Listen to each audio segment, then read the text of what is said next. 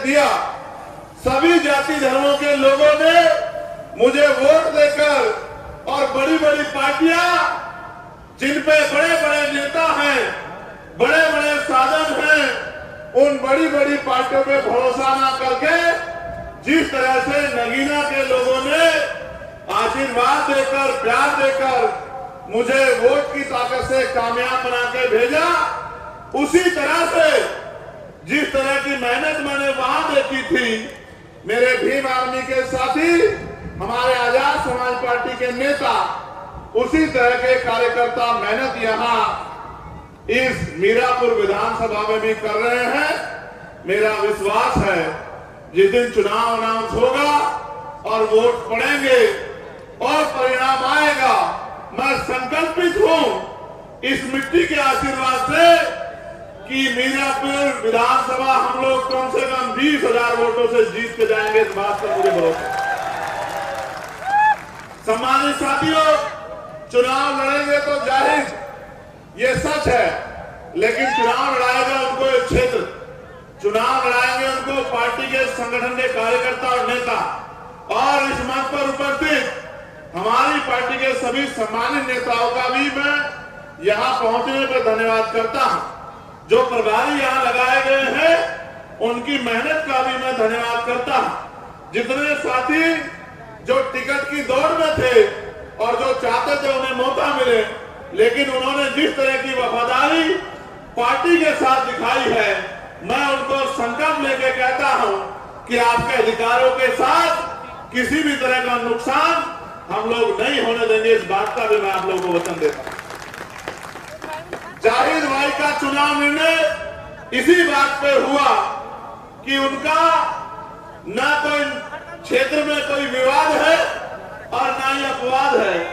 वो निर्विवाद व्यक्ति हैं और पहली बार चुनाव के मैदान में आए हैं, और उनके साथियों ने जिस तरह से पार्टी के प्रति सम्मान का भाव प्रकट करते हुए उनके हाथ मजबूत करने का काम किया।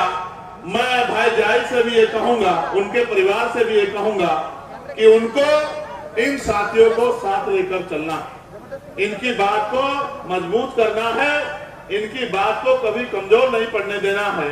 और जिस तरह से मंडल के, प्रदेश कमेटी के और जिले के संगठन ने हाथों हाथ मेरी बात को मजबूत करने का काम किया, उसके लिए भी मैं उनका कोटि कोटि धन्यवाद करता हूं।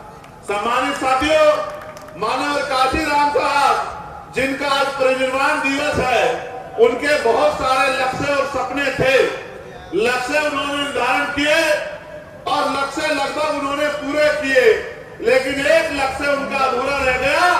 वो लक्ष्य ये था जिसका मैंने सबसे पहले जिक्र किया कि एक दिन ऐसा आएगा कि बाबा साहब अम्बेडकर के बच्चे, इस विचारधारा को मानने वाले लोग देश की सर्वोच्च कुर्सी में बैठेंगे। उनकी औलाद होने के नाते, उनके अनुयायी होने के नाते मेरी आपकी हम सब की जिम्मेदारी बैठती है कि हम उनके अधूरे सपने को पूरा करें। करना चाहिए नहीं करना चाहिए बताओ? अगर कोई पिता अपने बच्चों के सामने किसी काम को अधूरा छोड़ के चला जाए तो उनके बच्चों की ये जिम्मेदारी बनती है नहीं बनती है कि उनके अधूरे काम को पूरा करें।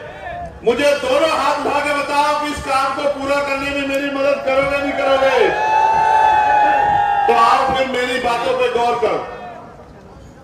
आप जानते हैं देश जब आजाद हुआ 15 पूरी भी होगी और जिस दिन पूरी होगी आपको एहसास भी होगा। मैं आपको विश्वास दिलाता हूं, जब आप मेरी बात को यहाँ पे सुन के घर की तरफ लौटेंगे और अगले कुछ समय से पहरा देंगे तो आपको एहसास हो जाएगा कि मैंने आपको किस माध्यम से क्या समझाया। तो जब 14 अगस्त 1947 को देश अंग्रेजों के अधीन था,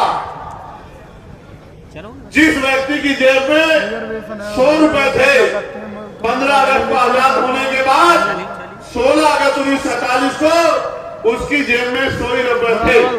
14 अगस्त को जिसके पास 1 बीघा जमीन थी, 16 अगस्त को आजादी के बाद भी उसके पास 1 बीघा जमीन ही थी।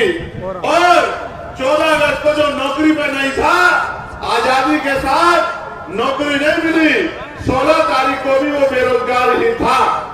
बदलाव ये हुआ कि हम अंग्रेजों के गुलाम थे, अंग्रेजों ने पावर जो है यहाँ की सरकारों के हाथ में दे दी।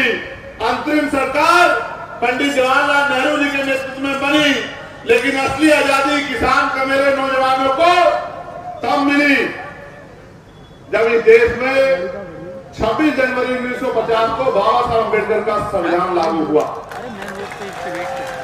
उस संविधान से क्या परिवर्तन हुआ? उस संविधान से परिवर्तन हुआ कि सभी लोग इस देश में बराबर होंगे। जो गैर बराबरी है, लोकतांत्रिक व्यवस्था उस गैर बराबरी को खत्म करने का काम करेगी। कैसे? जिसके पास जमीन नहीं है, सरकारें बनने के बाद उनको जमीन देके जो है उनको इस गैर बराबरी से मुक्ति दिलाई जाएगी। जो पढ़े लिखे लोग हैं उनको रोजगार दिलाने का काम किया जाएगा। जो नहीं पढ़े लिखे हैं उनको पढ़ाने का काम किया जाएगा। जिसके सर पे छत नहीं है उसको छत देने का काम किया जाएगा। जो जाति के आधार पर गैर बराबरी है इसको संविधान 26 जनवरी 1950 को पहले दिन से खत्म करता है। आज के बाद जाति धर्म के आधार पे ऊंच नीच नहीं होगी, हर व्यक्ति बराबर होगा और कोई जाति धर्म के आधार पे किसी का अपमान नहीं कर पाएगा। उसी तरह से धर्म के आधार पर सब लोगों को बराबरी होगी, सब अपने धर्मों को मानेंगे, सब अपने धर्मों की पूजा और प्रार्थना अर्चना करेंगे। कोई किसी को धर्म के लिए बाध्य नहीं करेगा कि कोई किसी धर्म को माने या कोई किसी धर्म को न माने। ये सारी तरह की बराबरी यानी कि इंसानों को बराबरी का अधिकार और इज्जत की जिंदगी और अधिकारों के साथ जीने का अधिकार 26 जनवरी 1950 को मिला। और जिम्मेदारी सौंपी गई सरकारों को कि सरकार अंतिम व्यक्ति की पीड़ा को सुनने का काम करेगी। लेकिन आप एहसास करके देखो, आजादी के 75 साल बाद हमें क्या मिला है? आज भी हजारों लोग ऐसे हैं या लाखों लोग ऐसे हैं जिनके सरों पे पक्की छत नहीं। मैं अभी दिशा कमेटी की मीटिंग में बिजनौर गया था। पिछली बार हमारे यहाँ 937 मकानों का लक्ष्य था, इस बार फिर अभी भी लक्ष्य है। मैंने बैठते ही ये कहा कि जिलाधिकारी महोदय, अगर मेरे लोकसभा क्षेत्र में एक भी घर ऐसा होगा जो कच्चा होगा, जिसके सर पे छत नहीं होगी, तो ये बिल्कुल किसी कीमत पे स्वीकार नहीं किया जाएगा। आप डाटा बनाइए, व्यवस्था कीजिए। मुझे प्राइम मिनिस्टर के पास जाना पड़ेगा, किसी और मिनिस्टर के पास जाना पड़ेगा, मैं जाऊंगा और कोशिश करूंगा जो वोट की ताकत जगीना के लोगों ने मुझे दी है उस वोट से उनकी पीड़ा को हरने का काम करूंगा। तमाम डिपार्टमेंट के अधिकारी थे, मैंने उनसे भी कहा कि बिजली विभाग के जो कर्मचारी है, ये जो लूट मचा रखी है कि अगर 5,000 का बिल होगा गरीब का तो उसका कनेक्शन काट दोगे, उसकी कुड़की डाल दोगे और पूंजीपतियों के लाखों करोड़ रुपए भाजपा की सरकार ने माफ किए हैं। इनको दिन के आगे कमजोर पड़ जाते हो और गरीबों को पीटने का काम करते हो। किसानों को बिजली का बिल न देने पर उनके कनेक्शन काटने का काम करते हो। मेरी लोकसभा क्षेत्र में अगर कोई कर्मचारी किसी गरीब को इस नियत से कि मुझे उससे कुछ पैसे लूटने हैं, ये लूट खसोट का काम करेगा तो उसको किसी कीमत पे बर्दाश्त नहीं किया जाएगा। ऐसे कर्मचारियों पे कार्रवाई करने का काम आपको करना पड़ेगा। और उन्होंने मुझे आश्वासन दिया कि सांसद साहब, मैं विश्वास दिलाता हूँ, एक भी घटना ऐसी पाई जाएगी तो उन पे कार्रवाई होगी। ये आपका क्षेत्र है। 75 साल बाद क्या मिला? पढ़े लिखे नौजवान बैठे हैं, बताओ नौकरी मिल रही है? मिल रही है? तो फिर सरकारें किस लिए? पढ़ी लिखी हमारी बेटियां परेशान हैं, हमारे बीएड के बीटीसी के बच्चे परेशान हैं, भर्तियां नहीं आ रही। 69,000 शिक्षक भर्ती में घोटाला हो गया। 20,000 पदों पे आज तक मैंने आंदोलन किया था, 6,800 नौकरियां दिलाने का काम किया था, फिर उसमें रोक लगी, फिर हाईकोर्ट से उसमें ऑर्डर हो गया, फिर सुप्रीम कोर्ट चला गया। ऐसे ही वो बच्चे सड़कों में परेशान घूम रहे हैं। आपके सामने सब कुछ हो रहा है। कोई भर्ती आती है पुलिस की, अभी आई थी, भर्ती में घोटाला हो गया, पेपर लीक हो गया, फिर मैंने मांग उठाई, दोबारा लेटर लिखा, फिर उसका पेपर दोबारा हुआ। अब पता लगता है कब उनको नौकरी मिलेगी। आप ये देखो मिल क्या रहा है। यहाँ क्षेत्रीय किसान, ये हमारा गन्ना बाहुल्य बेल्ट है, गन्ना की फसल के जो है ना तो दाम किसान तय कर पाता है और ना मिले समय पे पैसा देती है। आपने जिनको एमएलए बना के भेजा है, एमपी बना के भेजा, वो पता नहीं क्या करेंगे। मैं आपको विश्वास दिलाता हूँ किसान भाइयों, अगर आपने मेरे हाथों को मजबूत किया और भाई जाहिद को जो है ताकत देने का काम करी, जो मिल पैसा नहीं देगी उस मिल पे ताला लगा दिया जाएगा जब तक आपके पैसे नहीं मिलेंगे। मेरी बात को याद रखें। और आप जानते हैं मेरे यहाँ भिलाई मिल के लोग देरी कर रहे थे, मैंने परसों तक मीटिंग हुई तो जिलाधिकारी ने कहा कि भिलाई मिल वालों को बिठा के समझा देना, मुझे उनसे कुछ नहीं चाहिए, लेकिन अगर किसानों को पैसे नहीं मिलेंगे तो मिल नहीं चलेगी। इस मिल पे ताला लगाने का काम यहाँ का मौजूदा सांसद करेगा, इस बात को आप ध्यान रखना। इसलिए मैं आपसे कह रहा हूँ, मेरे मन में तो बहुत सपने हैं और सपने ये सुनो कि कुटीर उद्योग लगने चाहिए और ग्रामीण क्षेत्रों में महिलाओं को रोजगार मिलना चाहिए। मैं तो बहुत बचपन से देख रहा हूँ, मेरी माँ पशुओं पालती है और पशुओं का दूध बेच बेच के अपने बच्चों को पालने का काम करती है। पूरी जिंदगी उनकी इसी में बीत जाती है, या वो कोयलों पे काम करती है, या वो भट्टों पे काम करती है, या फैक्ट्रियों में जाकर सर में ईंटें उठाती है। आज तक भी देश में महिलाओं को सम्मान की जिंदगी दिलाने का काम सरकारों ने नहीं किया। आप किसी क्षेत्र का मामला उठा के देख लो, बहन बेटियों पे जिस तरह का जुल्म हो रहा है, कानून व्यवस्था के बैठे लोग उस तरह से बहन बेटियों के सम्मान की सुरक्षा नहीं कर पा रहे हैं। इसलिए मैं तो चाहता हूँ कुटीर उद्योग लगे ब्लॉक स्तर पर और महिलाओं को घर में रोजगार मिलने का काम हो, सम्मान की जिंदगी मिले और 15-20 हजार रुपए का रोजगार मिले। और जो पढ़े लिखे नौजवान है उनको अगर सरकार नौकरी नहीं दे सकती तो जब तक वो बेरोजगार है बेरोजगारी भत्ता दिलाने का काम करे और साथ साथ इंडस्ट्रियल एरिया लग के उद्योग धंधे लग के हजारों नौजवानों को जिलों में नौकरी मिलने का काम हो। जिन माँ बाप ने अपना पेट काट के जो है उनको पढ़ाने का काम किया, इस उम्मीद से कल मेरी लाठी बढ़ेगा, उन माँ बाप को भी कुछ सुकून मिले। मैं तो गरीब परिवार से आता हूँ और हमारे नेता बैठे हैं, मैं कहूंगा कि वो गौर करें। ये आपकी जिंदगी का मामला है, बताना मैं झूठ तो नहीं बोल रहा हूँ। आज गरीबी का आलम यह है कि बेटा पिता के सामने हाथ फैला कर कहता है कि मुझे सामान चाहिए, और बाप चाहता है कि अपना दिल निकाल कर दे दे अपने बच्चे के लिए, लेकिन जेब में पैसे नहीं होते तो आंख में आंसू लेकर चला जाता है, नहीं चला जाता। बताओ, मैं झूठ तो नहीं कह रहा हूँ, ये सच है नहीं है, बताओ। तो इस देश में जो अमीरी और गरीबी की खाई खड़ी कर दी है, इस खाई को पारने के लिए लोकतांत्रिक व्यवस्था में इन निकम्मी सरकारों को हटा के काम करने वाले लोगों को आपको बिठाना पड़ेगा।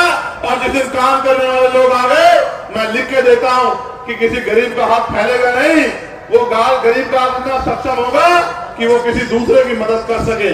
जो पॉलिसी हमारी मैंने पार्लियामेंट में भी उठाई, आपने सुना भी होगा, और मैं आपको कहता हूं, बताना किसने पॉलिसी दी है क्या, कि एजुकेशन पॉलिसी ऐसी होनी चाहिए कि चाहे प्राइम मिनिस्टर का बेटा हो या राष्ट्रपति का या मुख्यमंत्री का या केंद्रीय मंत्री का या स्टेट मिनिस्टरों का या डीएम का, एसएसपी का, सीओ का, दरोगा जी का या गांव के सरपंच का, जिला पंचायत का या आम मजदूर किसान का बेटा, सबकी पढ़ाई सरकार स्कूल में होनी चाहिए। होनी चाहिए नहीं होनी चाहिए, बताओ क्यों होनी चाहिए? सुनो, अमीर तो पढ़ा लेंगे प्राइवेट में, गरीब कहां पढ़ाएगा? कहां पढ़ाएगा? सरकारी में। और सरकारी में मास्टर कहां है? और पढ़ाई कहां हो रही है सरकारी में, आप बताओ। और अगर सरकारी में पढ़ाई लानी है तो फिर जिलाधिकारी के बेटे को पढ़ाओ, एसएसपी के बेटे को पढ़ाओ, मंत्री के बेटे को पढ़ाओ, विधायक के बेटे को पढ़ाओ, क्योंकि कानून वो बनाते हैं, कानून को वो लागू कराते हैं। जब उनके बच्चों को अच्छी पढ़ाई मिलने की बारी आएगी तो गरीब किसान मजदूर के बच्चे को भी अच्छी पढ़ाई मिलेगी। और जो जेब कटाई होती है इस नाम पे प्राइवेट स्कूलों में, वो जेब कटाई बंद हो जाएगी। मैंने कहा पार्लियामेंट में कि हेल्थ पॉलिसी ऐसी होनी चाहिए कि गरीब को भी बेहतर से बेहतर इलाज मिलेगा। कैसे? अमीर तो प्राइवेट में चला जाएगा, गरीब कहां जाएगा? बताओ कहां जाएगा? तो मैंने कहा कि सरकारी अस्पताल में सुविधा तब आएंगी, डॉक्टर तब मिलेगा, मशीनें तब होंगी, टेस्ट तब होंगे, दवाइयां तब मिलेंगी जब जिलाधिकारी का बेटा, उप जिलाधिकारी का बेटा, बीडीओ का बेटा, सीडीओ का बेटा, जब विधायक का बेटा, मंत्री का बेटा, और खुद बीमार होने पे ये सब लोग, उनके परिवार के लोग, और मुख्यमंत्री हो, उप मुख्यमंत्री हो या मिनिस्टर हो या प्रमुख सचिव हो या डीजीपी हो, जितने भी अधिकारी कर्मचारी हैं, जितने नेता संवैधानिक पदों पर सरकारी मान्यता लेते हैं, गांव के सरपंच से लेके और राष्ट्रपति तक सबका इलाज सरकारी अस्पताल में होना चाहिए। जब एक बेड पे किसान लेटा होगा और दूसरे बेड पे जिले के जिलाधिकारी लेटे होंगे या एसएसपी लेटे होंगे, बताओ अच्छा इलाज होगा नहीं होगा? आप बताओ होगा नहीं होगा? बताओ। और आज जो प्राइवेट में जाके जेल कटाई होती है, बंद होगी नहीं होगी? आपके जीवन में बदलाव होगा नहीं होगा? तो मैं तो कोशिश करता कि ऐसी पॉलिसियां बने। मैंने एक मांग उठाई थी 29 जुलाई को, आप ऑन रिकॉर्ड पढ़ लेना कि पार्लियामेंट में जाने के बाद हमने क्या प्रयास किए हैं। मैंने मांग उठाई थी कि न्यूनतम वेतन 700 रुपए होना चाहिए। 300-400 रुपए की मजदूरी में गरीब अपने बच्चों का पेट नहीं पाल सकता। महंगाई इतनी बढ़। जय भीम। धन्यवाद। नगीना में भी आपने मुझे दिया, सभी जाति धर्मों के लोगों ने मुझे वोट देकर, और बड़ी बड़ी पार्टियां जिन पे बड़े बड़े नेता हैं, बड़े बड़े साधन हैं, उन बड़ी बड़ी पार्टियों पे भरोसा ना करके जिस तरह से नगीना के लोगों ने आशीर्वाद देकर, प्यार देकर मुझे वोट की ताकत से कामयाब बना के भेजा, उसी तरह से जिस तरह की मेहनत मैंने वहां देखी थी, मेरे भीम आर्मी के साथी, हमारे आजाद समाज पार्टी के नेता, उसी तरह के कार्यकर्ता मेहनत यहां इस मीरापुर विधानसभा में भी कर रहे हैं। मेरा विश्वास है जिस दिन चुनाव अनाउंस होगा और वोट पड़ेंगे और परिणाम आएगा, मैं संकल्पित हूं इस मिट्टी के आशीर्वाद से कि मीरापुर विधानसभा हम लोग कम से कम 20,000 वोटों से जीत के जाएंगे। इस बात पर मुझे भरोसा है। सम्मानित साथियों, चुनाव लड़ेंगे तो जाहिर ये सच है, लेकिन चुनाव लड़ाएगा उनको एक क्षेत्र, चुनाव लड़ाएंगे उनको पार्टी के संगठन के कार्यकर्ता और नेता। और इस मंच पर उपस्थित हमारी पार्टी के सभी सम्मानित नेताओं का भी मैं यहां पहुंचने पर धन्यवाद करता हूं।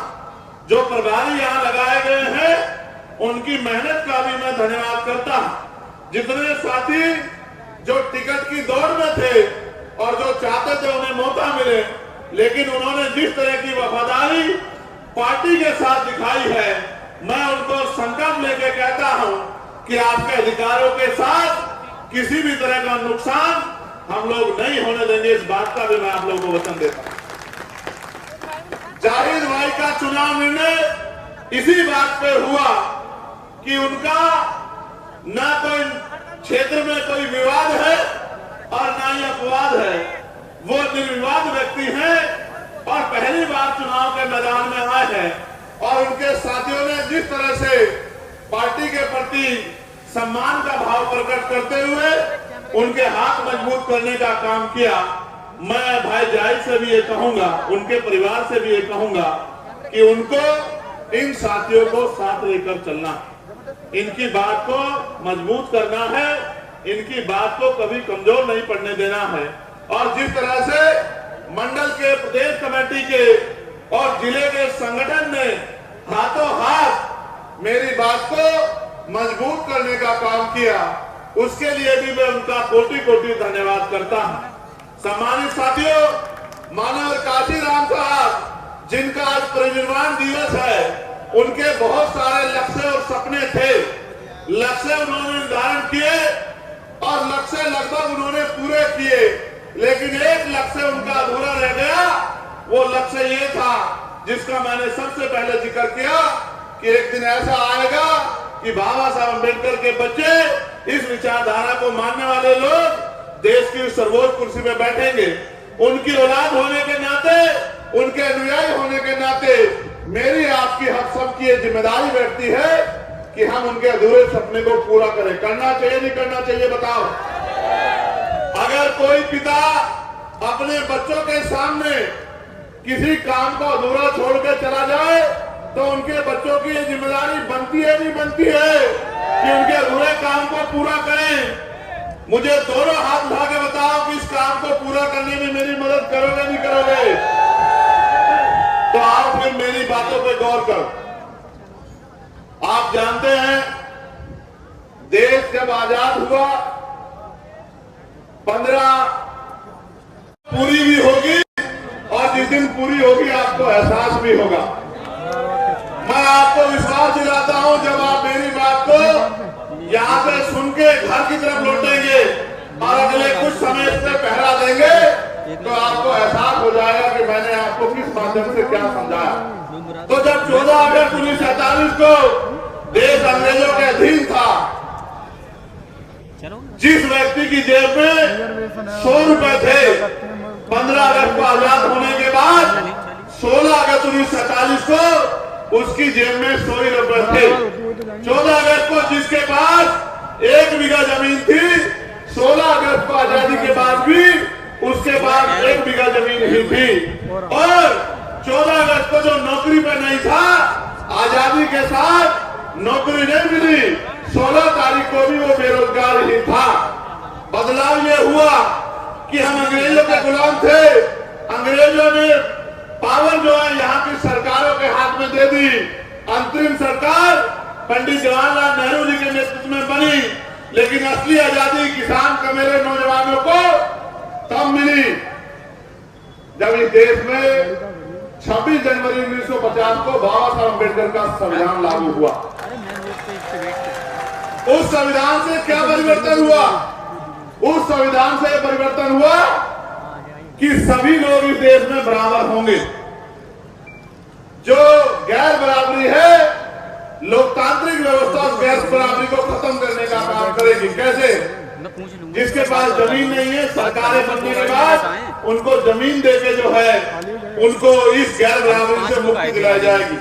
जो पढ़े लिखे लोग हैं उनको रोजगार दिलाने का काम किया जाएगा। जो नहीं पढ़े लिखे हैं उनको पढ़ाने का काम किया जाएगा। जिसके घर पे छत नहीं है उसको छत देने का काम किया जाएगा। जो जाति के आधार पर गैर बराबरी ऊंच नीच है, इसको संविधान 26 जनवरी 1950 को पहले दिन से खत्म करता है। आज के बाद जाति धर्म के आधार पे ऊंच नीच नहीं होगी, हर व्यक्ति बराबर होगा और कोई जाति धर्म के आधार पे किसी का अपमान नहीं कर पाएगा। उसी तरह से धर्म के आधार पर सब लोगों को बराबरी होगी। सब अपने धर्मों को मानेंगे, सब अपने धर्मों की पूजा उपासना अर्चना करेंगे। कोई किसी को धर्म के लिए बाध्य नहीं करेगा कि कोई किसी धर्म को माने या कोई किसी धर्म को ना माने। ये सारी तरह की बराबरी, यानी कि इंसानों को बराबरी का अधिकार और इज्जत की जिंदगी और अधिकारों के साथ जीने का अधिकार 26 जनवरी 1950 को मिला। और जिम्मेदारी सौंपी गई सरकारों को कि सरकार अंतिम व्यक्ति की पीड़ा को सुनने का काम करेगी। लेकिन आप एहसास करके देखो, आजादी के 75 साल बाद हमें क्या मिला है? आज भी हजारों लोग ऐसे हैं या लाखों लोग ऐसे हैं जिनके सरों पे पक्की छत नहीं। मैं अभी दिशा कमेटी की मीटिंग में बिजनौर गया था। पिछली बार हमारे यहाँ 937 मकानों का लक्ष्य था, इस बार फिर अभी भी लक्ष्य है। मैंने बैठते ही ये कहा कि जिलाधिकारी महोदय, अगर मेरे लोकसभा क्षेत्र में एक भी घर ऐसा होगा जो कच्चा होगा, जिसके सर पे छत नहीं होगी, तो ये बिल्कुल किसी कीमत पे स्वीकार नहीं किया जाएगा। आप डाटा बनाइए, व्यवस्था कीजिए। मुझे प्राइम मिनिस्टर के पास जाना पड़ेगा, किसी और मिनिस्टर के पास जाना पड़ेगा, मैं जाऊंगा और कोशिश करूंगा जो वोट की ताकत जगीना के लोगों ने मुझे दी है, उस वोट से उनकी पीड़ा को हरने का काम करूंगा। तमाम डिपार्टमेंट के अधिकारी थे, मैंने उनसे भी कहा कि बिजली विभाग के जो कर्मचारी है, ये जो लूट मचा रखी है कि अगर 5,000 का बिल होगा गरीब का तो उसका कनेक्शन काट दोगे, उसकी कुर्की डाल दोगे और पूंजीपतियों के लाखों करोड़ रुपए भाजपा की सरकार ने माफ किए हैं।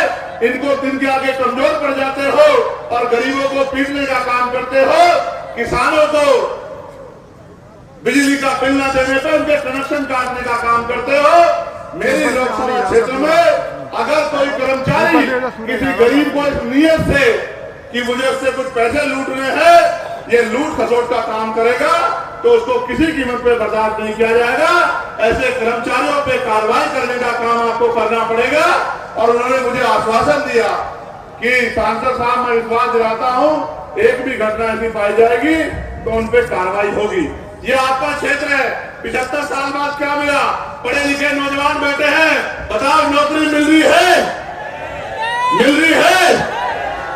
तो फिर सरकारें किस लिए?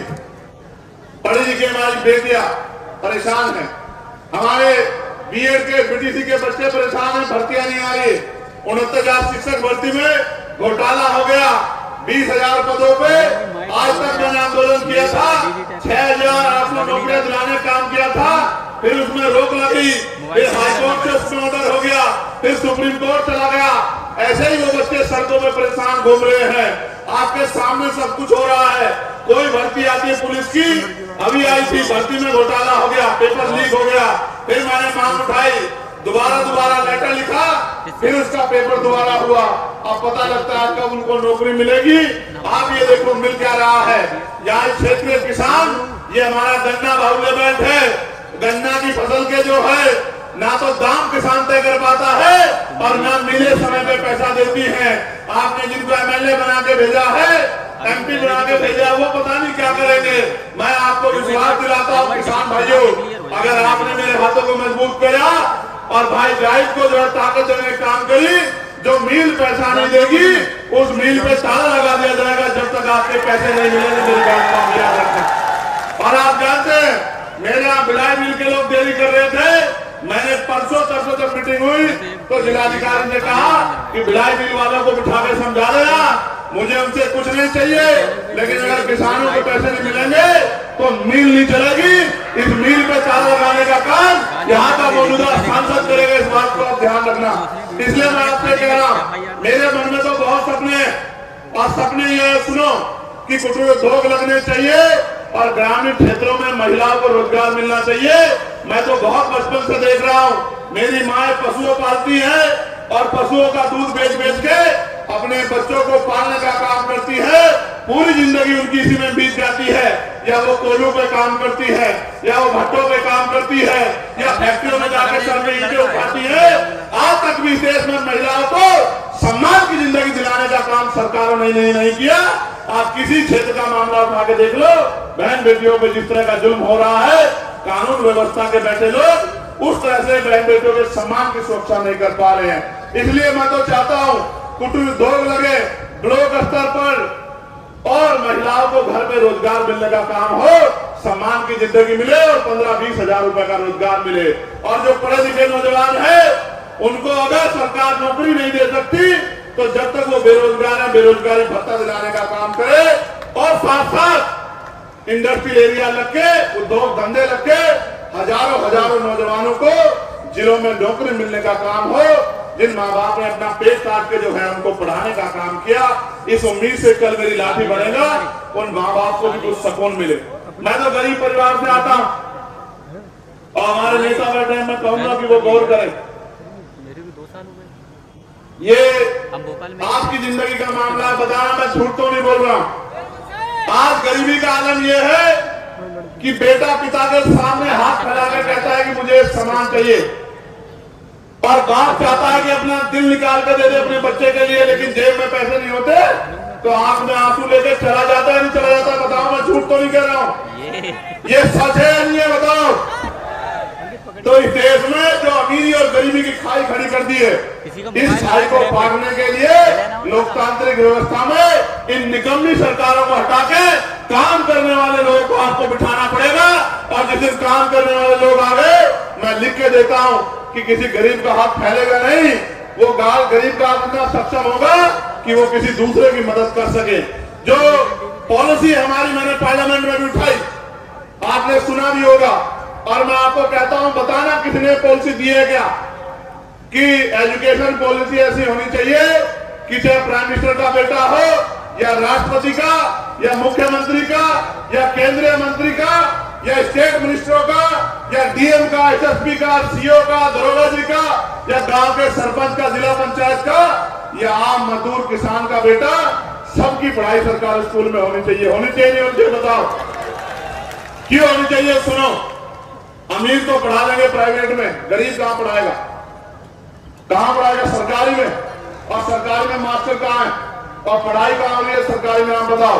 और अगर सरकारी में पढ़ाई लानी है तो फिर जिलाधिकारी के बेटे को पढ़ाओ, एसएसपी के बेटे को पढ़ाओ, मंत्री के बेटे को पढ़ाओ, विधायक के बेटे को पढ़ाओ, क्योंकि कानून वो बनाते हैं, कानून को वो लागू कराते हैं। जब उनके बच्चों को अच्छी पढ़ाई मिलने की बारी आएगी तो गरीब किसान मजदूर के बच्चे को भी अच्छी पढ़ाई मिलेगी और जो जेब कटाई होती है इस नाम पे प्राइवेट स्कूलों में, वो जेब कटाई बंद हो जाएगी।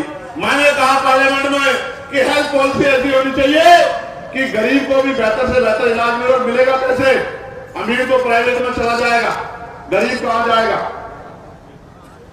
बताओ कहां जाएगा? तो मैंने कहा कि सरकारी अस्पताल में सुविधा तब आएंगी, डॉक्टर तब मिलेगा, मशीनें तब होंगी, टेस्ट तब होंगे, दवाइयां तब मिलेंगी जब जिलाधिकारी का बेटा, उप जिलाधिकारी का बेटा, बीडीओ का बेटा, सीडीओ का बेटा, जब विधायक का बेटा, मंत्री का बेटा और खुद बीमार होने पे ये सब लोग, उनके परिवार के लोग और मुख्यमंत्री हो, उप मुख्यमंत्री हो या मिनिस्टर हो या प्रमुख सचिव हो या डीजीपी हो, जितने भी अधिकारी कर्मचारी हैं, जितने नेता हैं, संवैधानिक पदों पर सरकारी मान्यता लेते हैं। गांव के सरपंच से लेके और राष्ट्रपति तक सबका इलाज सरकारी अस्पताल में होना चाहिए।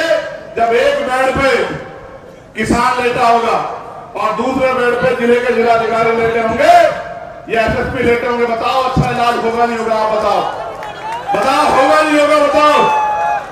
और आज जो प्राइवेट में जाके जेब कटाई होती है, बंद होगी नहीं होगी? आपके जीवन में बदलाव होगा नहीं होगा?